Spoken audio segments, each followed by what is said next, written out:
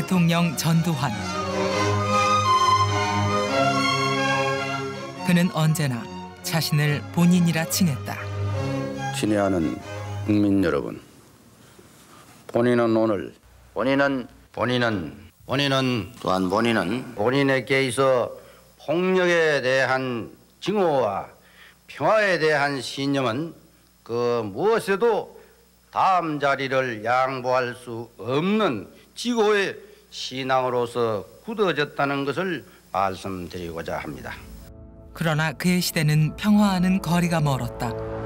일국의 민족사를 청산하고 새 역사를 향해 떨쳐 일어선 제5공화국이야말로 폭력의 배제,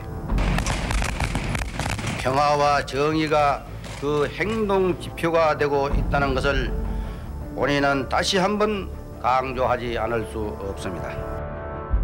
악명 높은 백골단의 진압도 이때부터다. 박종철, 이한열, 민주 열사들이 꺾여나갔던 참혹한 시대였다. 홍길 열사야! 강상철 열사야! 홍만영 열사야! 살인마! 살인마! 살인마! 살인마다 불려가라! 살인마다 불려가!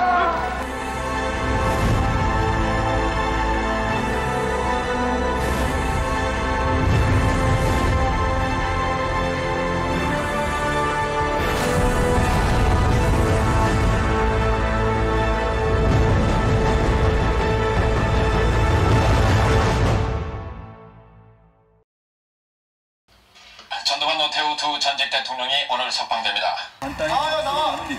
23년 전 무기징역에서 특별 사면된 전두환. 확정 판결 8개월 만에 자유의 몸이 되었다. 수고하십니다. 아니라고. 말씀해주시죠. 제가 입원까지 오셔서 정면 좀 보고 일하세요. 지난 2년 동안 국민들이 끊임없이 격려를 해주시고 사랑을 해주신 데 대해서 오늘 이 자리를 빌어서 진심으로 감사를 드리고 싶습니다. 교도소 생활에 대해서 한 말씀 해주세요. 교도소 생활이라는 게 여러분들은 교도소 가지 마시오. 그러고만 내가 얘기하고 싶습니다. 앞으로 일정에 대해서 한 말씀 해주세요. 일정도 이제 나가지고 주민들과 측근 인사들은 박수를 치며 반갑게 전두환 시대를 건너왔던 이들에게 그의 사면은 어땠을까? 당시 대다수의 국민이 사면을 반대했지만 전두환은 풀려났다. 정말 이래서는 아니 될 일이었는데 그래요.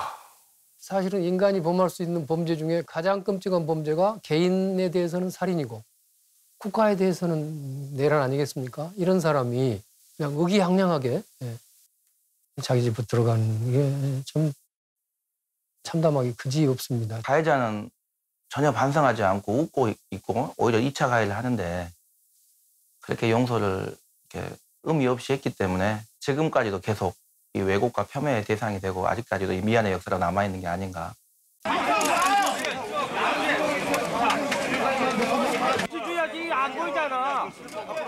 23년 전 그날처럼 전두환의 연희동 자택 앞에서는 같은 풍경이 재현됐다. 광주재판, 인민재판! 광주재판, 인민재판! 국민의 명령이다. 대국민 사과하라.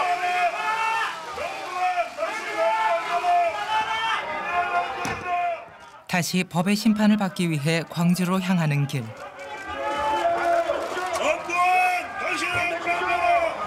대통령 재임 시절인 1981년 이후 처음으로 광주를 향하는 전두환에 대한 관심은 연희동에서부터 광주까지 가는 길 내내 식지 않았다. 기자들이 고속도로 휴게소까지 쫓아갈 정도로 전두환 재판에 대한 취재 열기는 뜨거웠다. 고 조비오 신부 명예훼손에 대해서 말씀하실 거 있으세요? 국민들에게 하신 말씀 없으십니까? 5.18 유족에게 사과하신 생각 없으십니까? 아니 팔 놔요! 팔 놔! 어디 팔을 잡아! 38년 만에 광주 땅을 밟은 전두환. 5.18에 대한 그 인식은 한 발자국도 나가지 않았다. 혐의를 인정하십니까? 발포 명령 부인합니까? 왜 이래? 광주 시민들한테 사과할 생각 없으세요? 사과할 생각 없으십니까? 광주 시민들에게 사과하실 생각 없으세요? 광주지법 인근 초등학교. 87년 쓰러진 이한열 열사의 모교 후배들의 외침도 쏟아졌다.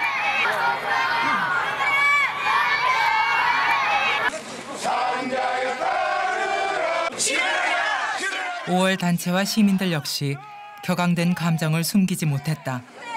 5.18 단체들 그리고 또 시민들 굉장히 좀 취재진도 많이 왔었고 또 만일의 상황에 대비해서 경찰도 굉장히 그 법원 내부는 물론 외부까지 많이 배치가 돼 있었고 굉장히 어수선하고 어떤 일이 정말 있을지도 모르는 좀 그런 상황이었죠. 퇴임 후의 일거리라면은 회고록을 한번 써보고 싶다 하는 것입니다. 그래서 오래전부터 이 회고록에 대해서는 계획을 해온 일입니다만은 어느 정도 작품을 내놓을 수 있을지 벌써부터 마음이 많이 쓰입니다.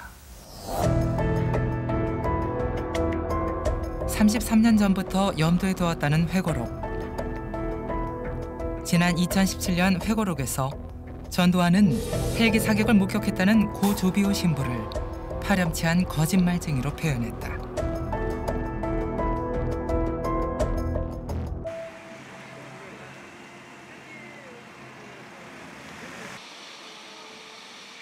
이번 재판의 고발인인 고 조비오 신부의 조카 조영대 신부는 문제의 구절을 본 순간 숨이 막혔다고 한다.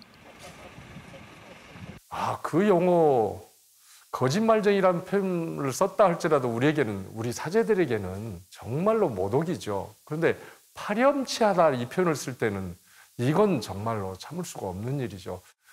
굉장히 그 얼굴이 상기돼 가지고 저야 굉장히 힘들어 있었는데 한참 이제 숨을 고르고 나서 이것은 개인의 문제가 아니로구나. 이건 굉장히 역사적으로 중요한 문제로구나. 조비오 신부님. 1989년 2월 광주 청문회에서 조비오 신부는 80년 5월 21일 헬기 사격을 목격했다고 증언했다. 성당 정문을 나오자마자 이 공중에서 일어나는 이 헬기의 소리를 들었다고 했는데 그렇습니까? 네. 그 시간이 몇 시경이었나요? 오후 1시에서 1시 반, 2시 이 정도. 5월 지금 21일입니다. 그렇습니다. 예. 불로교쯤의 상공에서 그 아주 그냥 지축으로 울리는 그런 그 기관총 소리가 두두두두 세 번 울리고 그럼 동시에 불이 픽 나갔죠. 헬기 사격은 적군을 향한 발포로 신군부의 자위권 발동 논리를 정면으로 반박한다. 비무장 상태의 시민을 상대로 해서 헬기 사격? 이건 전쟁 범죄라는 거죠. 본인들도 그렇게 얘기해요. 전쟁 범죄다 이건. 자국의 국민을 상대로는 있을 수 없는 이런 작전은 전개할 수 없다라는 게 군 관계자들의 일관된 주장이거든요. 이런 일관된 주장이었기 때문에 헬기 사격을 인정할 수 없었던 거죠. 회고록 출간 직후 조영대 신부와 5월 단체는 고 조비오 신부의 명예를 훼손한 혐의로 전두환을 광주지방법원에 고소했다. 유가족의 한 사람으로서도 굉장히 분개를 합니다마는 그걸 넘어서서 광주 시민의 한 사람으로서 정말 이렇게 역사를 왜곡하고 또 광주 시민들을 여전히 폭도로 몰고 있는 그런 왜곡된 역사를 이 기회에 다시 바로잡고 진상을 새로 규명하고 광주 시민의 명예를 회복하기 위해서라도 이 부분의 고소는 반드시 필요하다. 피해자 집단이 너무 크면 피해자가 특정되지 않았기 때문에 명예훼손을 볼 수 없다는 일관된 입장을 갖고 있습니다. 근데 전두환의 자신감이 지나쳐서 전두환 회고록을 쭉 쓰다가 피해자를 딱 특정한 유일한 사실관계가 헬기 사격 부분이었습니다. 고소 1년 만인 2018년 검찰의 기소가 이루어졌다. 그해 5월 9일 광주지법에 배정된 형사재판. 재판은 시작됐지만 전두환은 법정에 출석하지 않았다. 2019년 3월 11일까지 전두환이 한 5가지 이유를 대면서 출석하지 않습니다. 처음에는 재판 준비가 덜 됐다. 기록 검토를 하겠다. 두 번째는 광주지방법원에는 관할이 없다는 주장을 하면서 이송 신청을 하고, 세 번째는 광주지방법원은 공정한 재판을 할 수가 없다. 또 마지막에 그것까지 다 기각되니까 이제 알츠하이머에 걸렸다는 주장을 또 합니다. 치매 걸렸다고. 그러고 나서 마지막 1월달 재판에는 독감에 걸렸다고 또 오지 않았어요. 독감과 고열 때문에 병원에 누워 계십니다. 그래서 도저히 이 외출이 어려워서 오늘 출석을 하지 못했습니다. 재판은 1년 동안 큰 진전이 없었고 전두환은 다양한 이유를 들어 출석하지 않았다. 결국 2019년 1월 7일 강제 구인장이 발부됐다. 이 가진 이유를 대고 오지 않으니까 재판부가 인내심의 한계를 갖고 구인장을 발부했습니다.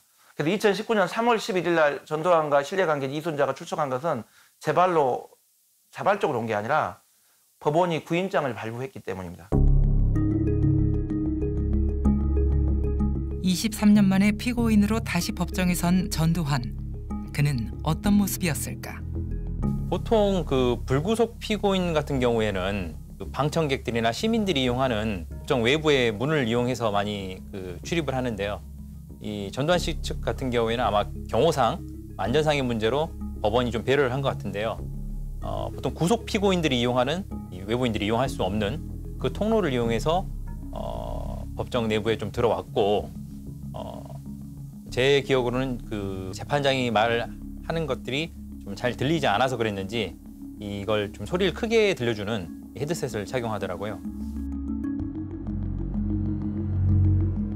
이날 전두환 측은 명예훼손에 대한 반론을 제기한다. 그리고 다시 그의 불출석은 11차 공판까지 계속됐다. 그리고 그 다음부터 재판을 협조해야 되는데 여러 가지 이유를 또 들면서 재판이 공전됐었고, 그 재판부는 법정형이 높은 재판은 아니니 불출석이 가능하다 하면서 불출석 허가를 냈던 것이고, 그래서 전두환은 결국 이 사건 재판에 딱 3번 나왔습니다. 알츠하이머병으로 법정 출석이 어렵다던 전두환이 모습을 드러낸 곳은 강원도 홍천의 한 골프장이었다. 농부가 상관이 없어서. 때리시면 안 되죠? 때리긴 왜 때려, 이 사람아. 우리 광주 5.18 학살 책임에 대해서 한 말씀 해주시죠. 광주하고 내하고 무슨 상관이 있어? 기억이 없었어요. 상관이 없으세요? 기억이 없었어요. 기록이 없는데 어떻게 골프를 치고 계세요? 광주 학살 대해서 모른다, 난. 왜 모르세요? 직접 책임 있으시잖아요. 내가 직접 책임입니다. 발포 명령 내리셨잖아요. 내가 발포 명령 내렸어. 내가 이 사람아, 말씀하세요. 내가 이 사람 발포 명령 내릴 위치에도 있지 않는데 군에서 명령권 검사 명령을 해. 광주는 광주 가서 물어보고. 때리지 마세요. 때리지 마세요. 광주 가서 물어보란 말이야. 왜 여기 전두환 씨. 그 세력들이 그래도 된다고 생각을 하는 것이죠.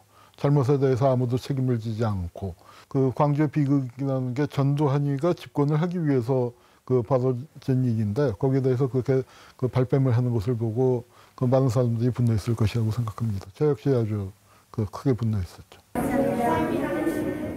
한 달 후인 12월 12일 전두환은 서울의 한 식당에서 그의 최측근들과 연회를 갖는다. 5.18 당시 3공수 여단장이었던 최세창, 특전사령관 정호용 등 12.12 군사 쿠데타의 주역들은 40년 전의 그날을 자축하는 중이었다. 오늘이 저 12월 12일 군사 쿠데타 당일인데요. 오늘 이렇게 근신하고 자중하셔야 될 날을 이렇게 축하 기념회를 이러시면 안 되죠? 아니 그러지 말라고 내가 아까 이제 누구냐고 그랬잖아. 전두환이가 그러고서 어디 처박혀서 조용히 숨죽이고 살았으면 얘기가 다른데, 이렇게 나와서 골프 치고 옛날 부하들 모아놓고 비싼 밥 먹고 이제 이런 거 보니까 이 당사자들 입장에서는 눈이 뒤집히는 거죠.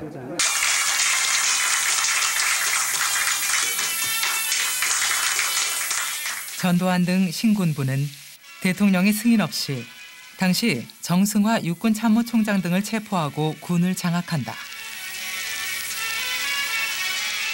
권력을 장악한 전두환은 이듬해 9월 대통령에 오른다. 쿠데타 이후에 사실상 국회도 해산하고 국보위였나요?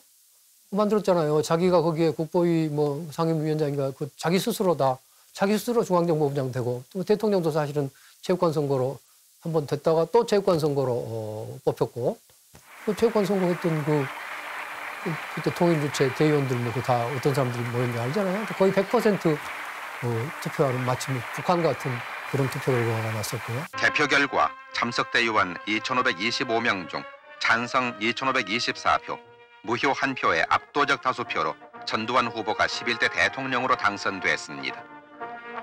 대통령 임기도 사실은 4년 아니었습니까? 그거를 7년으로 자기 마음대로 연장해서 한 번 했지만 사실은 거의 4년 중임제 대통령 비슷하게 긴 기간을 했고 말만 대통령이었지 사실은 과거의 절대 왕정 시대의 제왕 같은 그런 권력을 실제로 누렸습니다.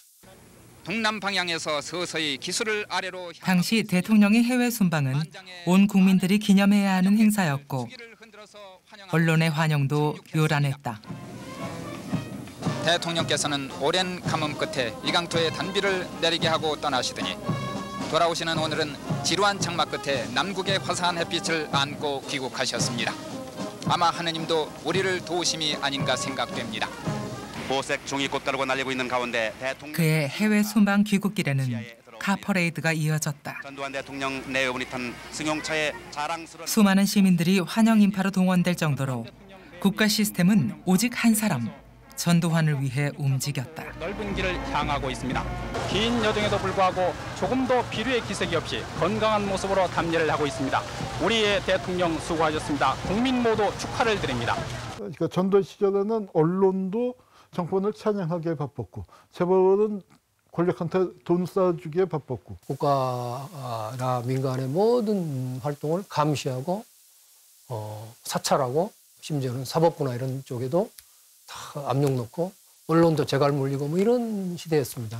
성시 님이시여 결의의 빛이 되고 역사의 소금이 되소서. 작시 김천수, 낭송 고은정. 촌각을 쉬지 않는 님의 그 정력과 열과 성과 그리고 그 용단으로 하여 구군은 날로 선진을 바라고 도약해 갔습니다. 그 자리 물러나므로 이제 님은 결의의 빛이 되고 역사의 소금이 되소서. 님이시여 하늘을 우러러 만수무강하소서. 납부끄러운 찬양은 시민들 가슴에 비수를 꽂았다. 글쎄요, 그 시절에 전비어천가라는 말이 있었습니다. 용비어천가에 빗대서 그 당시에 전두환을 님이시여라고 부르고 그다음에 결의의 빛과 소금이라고 부를 때 진짜 광주에서 민주주의를 지키기 위해서 헌신했던 분들은 폭도라고 불렸었거든요. 자기 자식이 광주에서 죽었다는 얘기를 어디 가서 하지도 못할 정도로 그렇게 억눌렸던 그 어머니 아버지들이 이것을 봤을 때는 그 심경이 오죽했을까요? 전두환은 5.18의 진실을 밝혀라! 밝혀라! 밝혀라! 밝혀라! 2020년 4월 27일 오늘은 전두환이 13개월 만에 두 번째로 법정에 모습을 드러낸 날이다. 재판부가 바뀐 첫 재판이라서 참석하지 않을 수 없기 때문이다. 많은 사람들이 죽었는데 왜 책임지지 않습니까? 왜 책임지지 않습니까? 아니 않으실 겁니까? 그는 이번에도 대답하지 않았다. 애가 타는 이는 5월 어머니들이다. 전두환 들어왔어? 들어왔다고 벌써 왔어? 네. 갔어. 들어갔어. 전두환 들어가 버렸어요? 들어갔어. 오전부터 기다렸지만 예정됐던 시간보다 입장이 빨랐던 탓에 5월 어머니들은 전두환의 출석 순간을 놓치고 말았다. 40년째 반복된 허망함이었다. 자네들하고 싸우는 거 싫다고. 예, 어머니 죄송합니다. 아저씨인데 내가 밀어버렸어. 그래, 괜찮아. 괜찮아. 이 위에가 법적입니다, 여러분. 네. 일단 전두환이가 귀에 들리도록 한번 좀 써봅시다. 전두환은 5.18의 진실을 밝혀라! 학살 책임 인정하고 사죄하라! 전두환은 5.18. 지난 40년간 계속해온 외침. 그러나 5월 어머니들의 절박한 외침은 법정에 닿지 못했다. 법정에 도착해서 가장 먼저 하는 절차가 이 재판장이 피고인의 이름을 불러주고 직업이 무엇인지 묻고 자리에 앉게 되는데, 자리에 앉자마자 한 5분 남짓 정도 지나면 이 고개가 이렇게 아래로 무너진다 그렇죠. 이런 모습이 계속 반복됐던 거죠. 졸더라고요. 그래서 무슨 정신이고 얼마나 양심이 무디면 저럴 수가 있을까. 백날리기들 떠들어 마라. 결국 나를 처벌할 수 없다는 그런 자신감의 표현일 수도 있겠지요. 전두환은 3번의 출석 모두 잠을 잤다. 사면을 해줘버리고 그냥 아무 일 없었던 것처럼 집에 돌아와서 지금 마치 개선 장군처럼 살고 있으니까, 그것이 결국 지금까지 최근 우리 국민들을 분노케 했던 광주에서의 재판의 모습 같은 것까지 연결되어 있는 거 아닙니까? 너를 장례치르지 못해서 내 삶이 장례식이 되었다.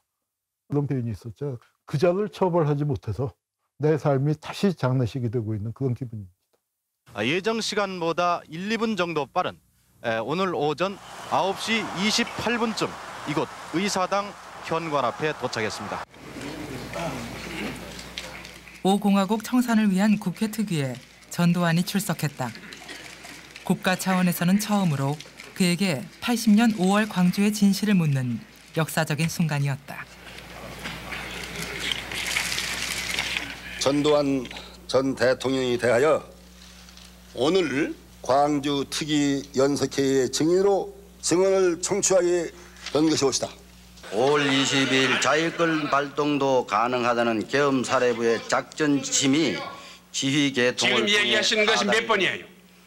정해. 알고 있습니다. 지금 얘기하는 것이 몇 번에 대한 대답이에요? 이거 도대체 알 수가 없어. 지휘관의 사태 판단에 정해. 위원장이 묻는 말에 대답하세요. 이렇게 해놓으면 이것은 막연한 것밖에 돼서 안 되겠어요. 자위권의 발동은 의원들의 격렬한 항의에도 그는 아랑곳하지 않았다. 일단 정회하겠습니다. 양민학사는 왜 자위권 발동이야? 양민학사는 무슨 자위권 발동이야?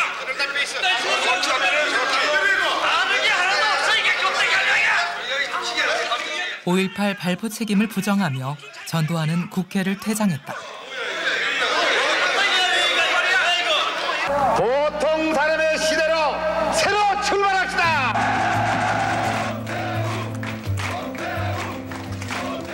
군사정권은 노태우로 이어졌고 민주화의 열망에도 불구하고 3당 합당을 통해 거대 여당이 탄생했다. 이 김영삼이를 선택해 주시기를 바랍니다. 그의 정권은 12.12 군사 반란에 면죄 여부를 주었다. 전두환, 노태우 두 전직 대통령을 포함해서 관련자 58명 전원에 대해서 공소권 없음 결정을 내리고 불기소 처분하기로 결정했습니다. 피의자들이 정권 창출 과정에서 취한 일련의 조치나 행위는 사법심사가 배제된다고 보는 것이 상당합니다. 당시 검찰은 성공한 쿠데타는 처벌할 수 없다며 전두환의 내란죄 수사를 종결했다. 그 당시 최규하 대통령 집권 세력은 문민정부였습니다. 우리가 군사 쿠데타에서 수립한 불법 국가가 아니었기 때문에 이러한 헌정 질서를 파괴하고 쿠데타를 일으킨 거기 때문에 이것은 중대한 내란 범죄 행위입니다. 위화도 회군에서 성공했는데 이성길 잡아다 쿠데타라고 처벌할 수는 없지 않느냐. 이제 이런 식으로 얼렁뚱땅 넘어가려고 하고 김영삼도 그렇게 해서 넘어가려고 했는데 노태우 비자금이 터진 겁니다.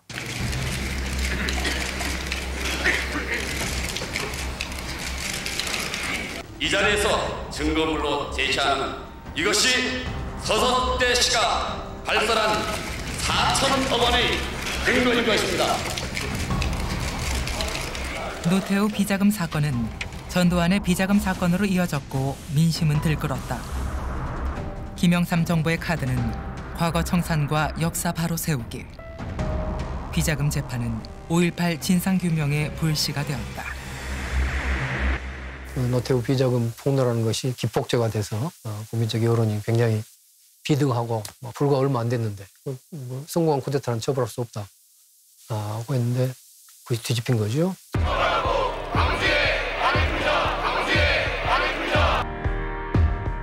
전국 대학가에서는 5.18 책임자 처벌과 특별법 제정의 요구가 더욱더 거세졌다. 운동 등에 관한 특별 법안은 원안대로 가결되었음을 선포합니다. 전두환은 자신을 향한 칼날을 정면으로 반박하며 골목 성명을 발표했다. 지금 전 씨가 집 밖으로 나왔습니다. 대통령의 지시 한마디로 이미 종결된 사안에 대한 수사를 재개하고 있습니다.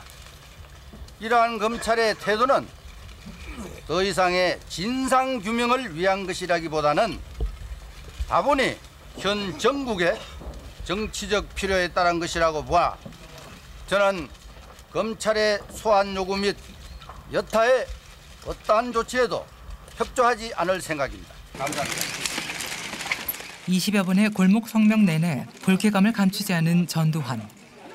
측근들의 비호를 받으며 강한 어조로 검찰 조사를 거부한 그는 곧바로 고향으로 내려갔다. 국립묘지로 향할 것으로 그렇게 보입니다. 말하면 자기들이 잘 쓰는 구국의 영웅 같은 그런 모습이었지 않습니까? 그 자기 골목길에서 자기들 자기 측근들을 척 도열하면서 말이에요. 법이 나한테 적용돼? 하는 거 법 위에 있는 전형적인 제왕의 모습을 보여준 거죠. 같은 날 오후 12.12 및 5.18 사건 특별수사본부는 전두환에 대한 사전 구속영장을 청구한다. 기록은 여기다 다 써주세요. 조금 이따 전화해 주시라니까 그러네요. 앉으세요. 검찰이 제기한 전두환의 혐의 내용은 반란, 수괴죄 등 총 6가지에 달했다. 오늘 그러니까 6시 한 15분경에 구속영장을 법원에 청구하였습니다. 가서 집행합니까? 아니면 불러서 집행합니까? 구체적인 집행 계획이 어떤 게 있을까요? 글쎄 검찰에 일체 협조하지 않는다는 취지니까 검거하는 것도 검거요. 불러서 잘 오겠습니까? 다음 날 새벽 검찰은 그의 고향 합천에서 전두환을 체포한다. 스스로 수사를 종결시킨 검찰이 불과 5달 만에 다시 전두환을 잡아들인 것이다. 전두환을 봐줬다가 불과 몇 달 만에 다시 잡아놓게 되지 않았습니까? 그때 나온 유명한 얘기가 뭐냐면은 고스톱 치는 거에 비유해서 이번 판은 나가리입니다. 그런 경우도 있죠. 그걸 갖다가 이제 일본 말로 나가리라고.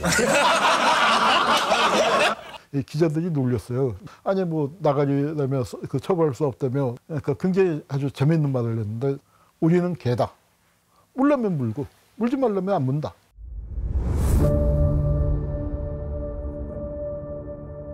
(12.12) 군사 반란과 5.18을 거치며 완성된 전두환 시대.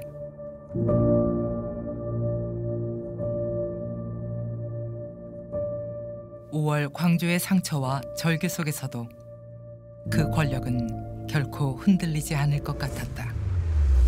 이거인 전두환. 96년 8월 1심 재판부는 노태우에게는 징역 22년 6개월, 전두환에게는 사형을 선고한다. 내란과 내란 목적 살인죄, 사실상 5.18 책임자에 대한 단죄였다.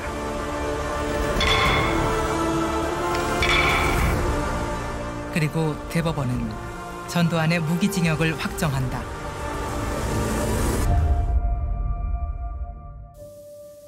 사실 그게 1995년의 상황이었습니다.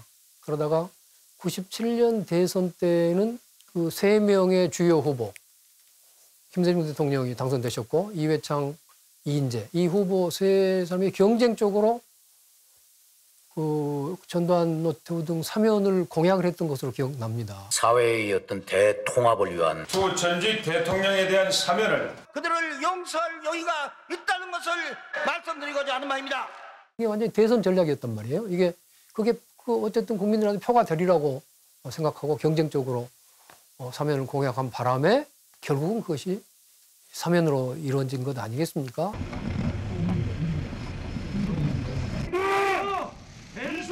지난 11월 30일 1심 선고를 앞두고 전두환의 집 앞은 팽팽한 긴장감이 감돌았다.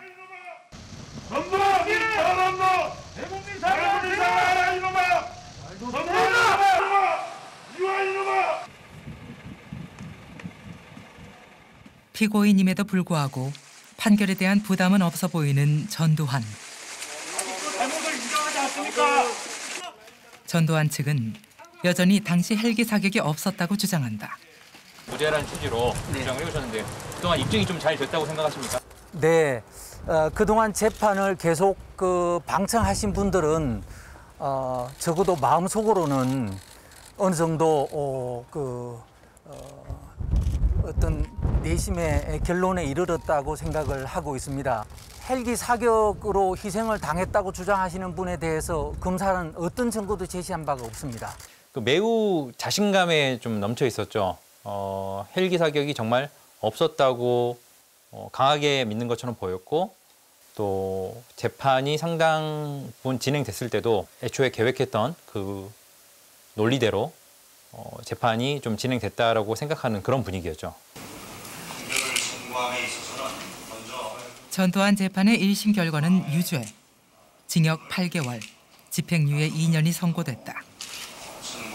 굉장히 좀 상기돼 있었던 걸로 기억을 하거든요. 굉장히 좀 당혹스러워했고 굉장히 좀 놀라는 그런 분위기였던 것 같습니다. 가장 객관적이고 가장 공정하다고 평가되는 법원의 판결을 통해서 처음으로 헬기 사격이 역사적 사실로서 존재했다. 1980년 5월 21일의 헬기 사격이든 1980년 5월 27일의 헬기 사격이든 법원이 적법하게 증거조사한 어떤 증거조사 결과에 의해서 명확하게 인정이 되었다는 점에서 큰 의미가 있다고 생각하고 있습니다. 주목할 만한 점은 재판 판결문 117페이지 중에 무려 100여 페이지를 헬기 사격의 진실을 밝히는 데 할애하고 있었다는 점이다. 헬기 사격에서 가장 문제되는 날짜가 1980년 5월 21일 헬기 사격이 있었는지를 이제 규명하는 그런 재판이 됐고 그 재판이 그 사실관계를 규명해야지만 명예훼손 여부가 또 가려질 수 있는 재판이었기 때문입니다. 고 조비오 신부는 자신이 목격한 21일 상황을 그림으로 남겼다. 헬기를 목격한 장소는 광주천 불로교 상공. 그러나 40년 전의 진실을 밝힌다는 것은 쉬운 일이 아니었다. 과거에 이루어진 일이다 보니까 이걸 좀 증명하기도 쉽지 않았고 그러다 보니 이걸 증언을 토대로 재판부가 이 상황을 살펴볼 수밖에 없는 좀 그런 상황들이 많았는데 불렀던 증인들 숫자도 많고 또 증인 소환 절차가 원활하게 이루어지지 않은 경우도 있었고요. 그러다 보니까 좀 시간들이 좀 많이 소요된 측면이 있었던 거죠. 헬기 사격을 목격했다고 증언한 사람은 모두 16명. 재판부는 이 중 8명의 증언을 받아들였다. 정수만 씨도 그중 한 명이다. 정수만 씨가 21일 헬기 사격을 목격했다는 도청 인근. 불로교에서 1.5km 정도 떨어진 곳이다. 2시경으로 생각이 돼요. 거기서 집단 발표하고 조금 거기 지쳐고 기다리고 있었거든요. 혹시 또 무슨 상황이 있나. 그러고 있다가 집으로 가기 위해서 이 길을 돈 것이죠. 그때 헬기를 목격해요. 헬기는 웃기가 떠 있었는데 총소리를 듣기는 이 도로를 막 넘어가면서 총소리를 듣기 시작해요. 그 총소리가 그러면 그냥 집단 발표하고는 다른 소리? 그렇죠. 공중에서 땅땅땅 막 이렇게 소리가 나니까 공중에서 나니까 즉각적으로 알 수 있었어요. 그날 정수만 씨가 목격한 것은 헬기 사격만이 아니었다. 헬기 사격이 지나간 자리에서 그는 총에 맞아 쓰러진 시신 한 구를 발견했다. 이 지점에서 사람이 죽어 있더라고요. 머리에 총을 맞아가지고. 그래가지고 죽으니까 이걸 다리를 잡아당겨가지고 쭉 여기까지 끝집에 당겼어요.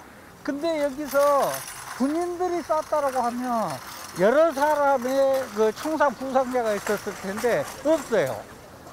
이 지점에는 딱 이 사람 한 사람밖에 없어요. 그럼 그때 헬기는 어디 있었어요? 헬기는 바로 여기가 있었어요. 여기에 지점인데. 헬기 사격 소리를 들었다는 광주 시민들의 주장에 신군부는 헬기 사격은 연속 발사되기 때문에 소리가 끊어지지 않는다며 헬기의 프로펠러 소리와 혼동을 하는 것이라 주장했다.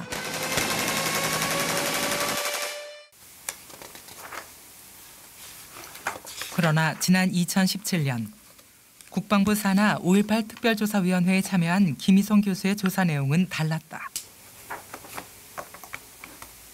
헬기 조종사한테 여쭤봤던 부분들이 500MD가 사격이 어떻게 이루어지나요? 라고 했더니 이분들이 뭐라고 이야기하냐면 이른바 끊어치기로 사격을 한다. 그래서 본인들이 탄통이 한 2,500발을 싣고 간다라고 치면 이걸 1분에 다 쏴버리면 어떻게 되겠냐. 그래서 M16과 비슷하게 연속사격 기능이 있지만 헬기는 철저하게 연속사격하지 않는다. 불과 6발, 12발, 보통 이제 12발이라고 치면 최소 12발, 6발이라고 본인들은 주장을 하시니까요. 그러면 이게 드륵 한 번 정도 그 소리밖에 안 들리는 거예요. 그래서 두두두두둑 3번 울리고 공중에서 땅땅땅 막 이렇게 소리가 나니까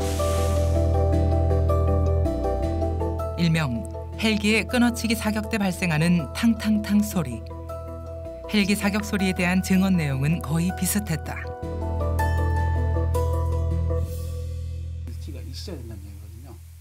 30일 항공단에서 탄약을 관리하던 하사 최종호 씨의 증언도 공개됐다. 이 복사본도 이게 진짜 복사본은 아닌 것 같고 내용을 손을 보면 그는 80년 5월 20일에서 21일 사이 광주로 출격하는 헬기에 탄약 지급을 지시받는다. 20mm 전투용 고폭탄 2통, 2,000발이죠. 그 다음에 보통탄 한 통, 1,000발. 그 다음에 7.6mm 기관통 한 통, 9,000발. 전쟁 난 것도 아닌데 이게 고폭탄을 왜 내주라고 하냐고 물어봤더니 시키는 대로 그대로 하라고. 아무 따지지 말고 왜 시키는 대로 하라 그러더라고, 탄약장교가. 출동한 헬기는 탄약을 소모하고 돌아왔다. 항공 사격이 있었다는 간접 증거다. 20mm 보통탄은 한 200발 정도 줄었고 7.62mm도 한 300발 정도 줄었고. 광주로 출동한 헬기에 줄어든 탄약. 그의 증언은 헬기 사격의 중요한 증거가 됐다. 헬기 사격을 뒷받침하는 군 문서도 나왔다.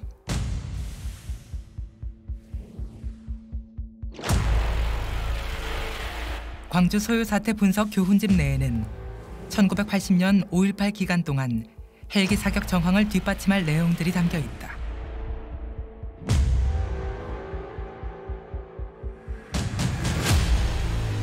이 재판 과정에서 기존에 있는 군 기록은 되게 조작돼 있거나 은폐돼 있거나 그래서 군 정식 개통의 문서에는 드러나지 않았지만 오히려 왜곡하기 위해서 만들었던 5.11위원회에서 연구 검토한 그 기초 자료들에 의하면 5월 21일에도 광주 시내 상공에 헬기가 무장헬기가 있었다는 움직일 수 없는 증거들이 이 재판 과정에서 다 드러났거든요.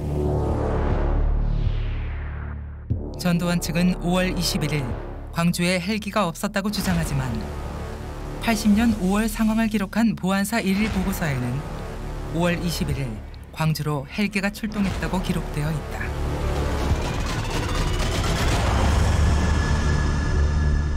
전두환의 당시 지휘가 육군 보안사령관 겸 중앙정보부장 설입니다. 완전히 모든 정보를 다 손에 쥐고 있는 실권자인데 그리고 집권 한 7년 동안 모든 정보에 근접할 수 있는 자가 과연 모르고 쓸 수 있나?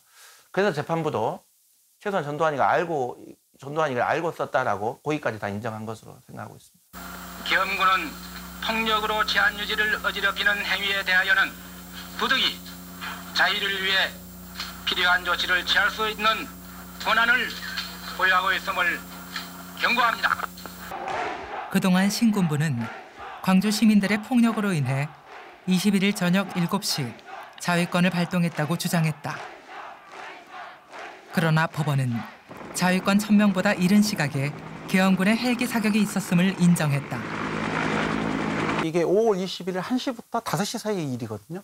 그러면 전두환 신군부가 발표했던 자위권 보유 천명은 오후 7시였고 7시 30분에 저녁에 이제 21일에 맞춰서 지금까지 헬기 출동 기록도 다 조작돼 있었던 거죠. 근데 이런 모든 부분들이 다 이제 부정이 됐기 때문에 저는 이제 5.18 민주화 운동의 실체적 진실의 문이 하나 열렸고 이 문이 열림으로 해서 또 다른 진실이 확인될 수 있을 거다. 1997년 5.18과 관련한 내란 목적 살인죄로 역사의 심판대에 선 전두환. 이미 1심에서는 사형을 선고받았던 그였다.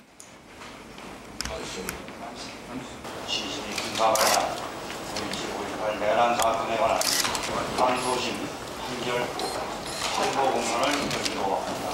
판결을 선고함에 있어서는 대법원은 전두환에게 무기징역과 2천억 원대의 추징금을 최종 확정했다. 지난 80년 5월 26일 밤부터 27일 새벽까지 실시된 이른바 상무 충정작전. 전남 도청 등을 장악한 무장 시위대를 제압하기 위해서는 시위대에 대한 발포가 불가피하다는 점을 알면서도 전두환 피고인 등이 작전을 강행한 것은 살상 행위를 지시한 행위라는 것이 사법부의 최종 판단이었습니다. 97년 대법원 판결에 따르면 그 당시 내란 목적 살인죄로 기소된 부분에 대해서 우리가 이제 일사부재리 원칙이라고 있는데요. 한번 유죄 선고받은 거에 대해서는 또 다른 사실관계가 밝혀지더라도 재차 처벌할 수 없다라는 것인데요. 내란 목적 살인으로 유죄가 인정된 것은 이제 많은 분들이 좀 약간 착각하고 계신데 대법원 유죄 판결 부분은 1980년 5월 27일 도청 재진입작전, 이른바 상부 충정 작전에 의해서 희생된 17명, 18명 그 사망에 대해서만 인정됐습니다.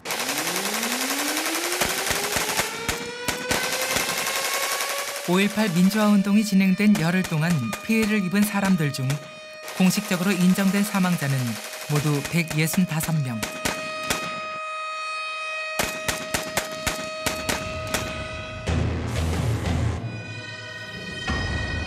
그러나 97년 재판으로 법적 판단이 끝난 피해자는 모두 44명. 전두환은 아직 남은 121명의 희생자에 대한 재판은 받지 않았다.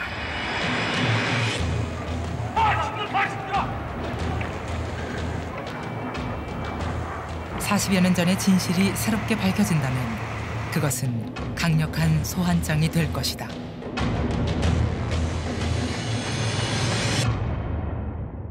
그 당시 공소장에 기재된 범죄 내란 목적 살인죄의 피해자는 44명입니다. 44명 이외에 또 다른 피해자가 5.18 진상조사위원회에서 조사 결과 밝혀진다면 그리고 그 명령 체계상 피고인 전두환이 적극적으로 지시했거나 아니면 소극적으로 묵인해서 공동정범이 된다든지 아니면 방조했다든지 여러 형태로서 공범의 형태로서 인정이 된다면 다시 법정에 세울 수 있는 적극적 해석은 가능하지 않을까. 전두환 회고록이 불러온 나비 효과. 공소시효 등 법률적 검토가 아직 남았지만 법원의 21일 헬기 사격 인정이 시사하는 바는 크다.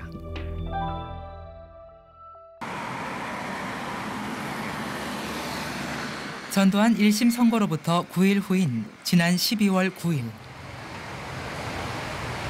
본회의장에서 안내 말씀드리겠습니다. 정기국회 마지막 날인 이날 국회 본회의에서는 민주당이 당론으로 채택한 5.18 특별법 개정안이 상정됐다. 5.18 민주화운동 등에 관한 특별법 일부 개정 법률안을 의결하도록 하겠습니다.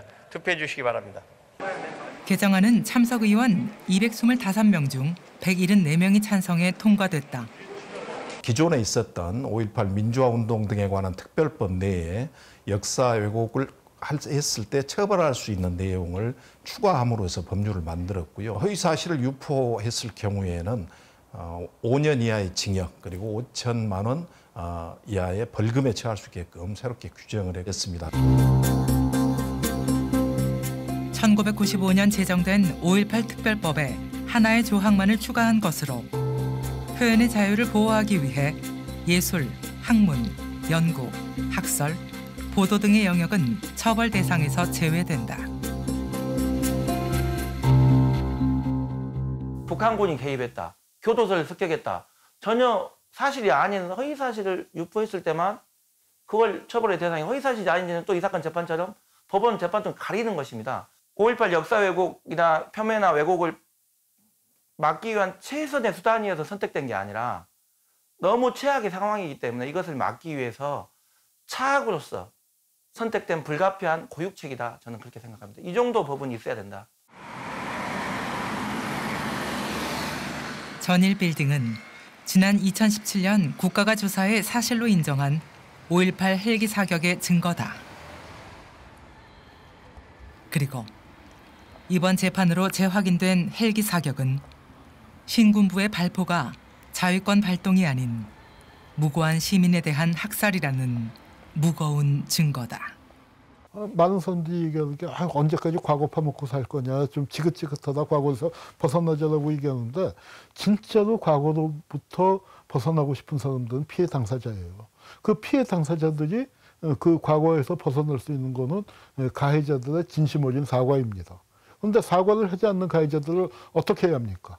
반성하지 않는 가해자들, 죗값을 치르지 않은 가해자들에게 적어도 공동체 차원에서 어떤 도덕적, 정치적인 또 역사적인 단죄는 반드시 필요하다고 생각합니다. 법정에 세우고 진상 규명을 해내고 그렇게 해서 정말로 역사와 국민 앞에 그가 얼마나 큰 만행을 저질렀는지 온 국민들이 제대로 알게끔 하는 일이 우리에게 남아있는 굉장히 중요한 과제이죠.